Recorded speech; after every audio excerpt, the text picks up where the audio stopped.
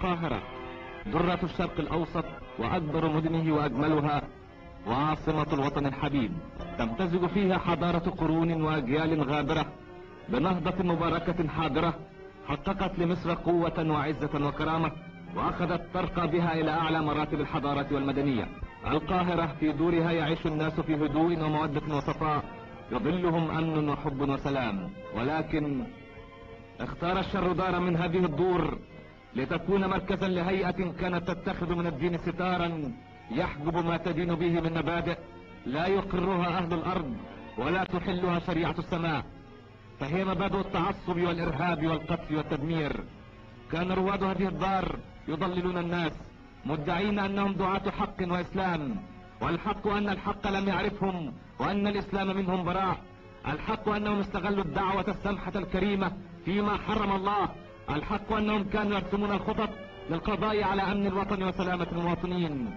نعم، كان هذا هدفهم وما قصدوا إليه، وكان هذا سبيلهم أن يطلقوا الرصاص ويفجروا القنابل وسط السكان الآمنين. تذكرون حادث شبرا وتذكرون أبشع صور للإرهاب والتدمير، وهؤلاء ضحاياه مصريون رجال وأطفال ماذا جنوا ليلقوا هذا المصير الفاجع، لكنه السراب الخادع والبريق الزائف الذي أعمى قلوب الطامعين وعقولهم وبصائرهم، وأوهمهم أنهم بهذه الأسلحة الفتاكة يستطيعون الوصول إلى ما يبتغون، فجمعوا كل ما وصلت إليه أيديهم.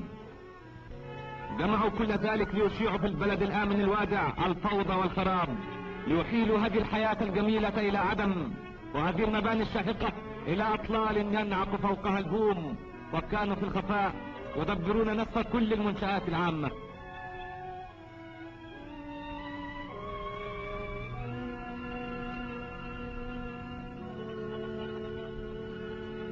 حتى المستشفيات لم تكن بعيدة عن أهداف التدمير والتخريب.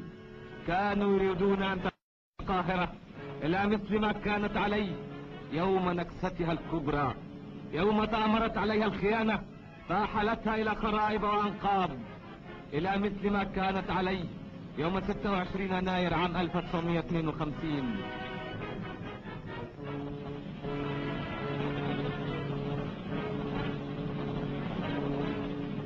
ولكن الله سلم وكتب لهذا الشعب النجاة والحياة، فقد كانت هناك عيون لا تنام تسهر من أجل تحقيق الأمن والطمأنينة لأبناء هذا الشعب وحماية أرواحهم وما ملكت أيديهم.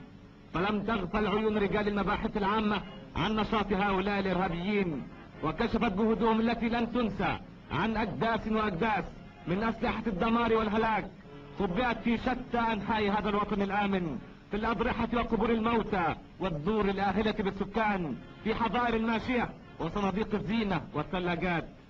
وتوصل حفظة الأمن إلى كل هذه المخابئ وضبطوا كل ما فيها من أسلحة أعدت لتحقيق أطماع فئة ضالة أغراها بريق الجاه والسلطان، فتنكرت لهذا الشعب ولم تصن حرمته ولم تضع إرادته موضع اعتبار.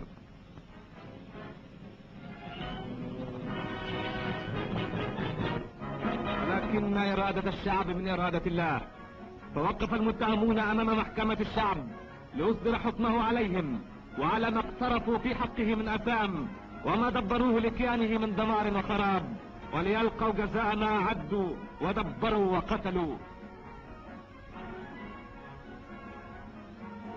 وقال الشعب كلمته، فأدان منهم من ثبت اشتراكه في هذه الجرائم البشعة المروعة، وبرأ منهم من لم تثبت عليه تهمة، من اتقى ربه وعرف للوطن حقه. وحفظ الله مصر، مصر التي انتظرت طويلا مشرق النور والحرية، مصر التي لن تعود أبدا إلى الوراء، ولكنها ستسير وستسير دائما إلى الأمام.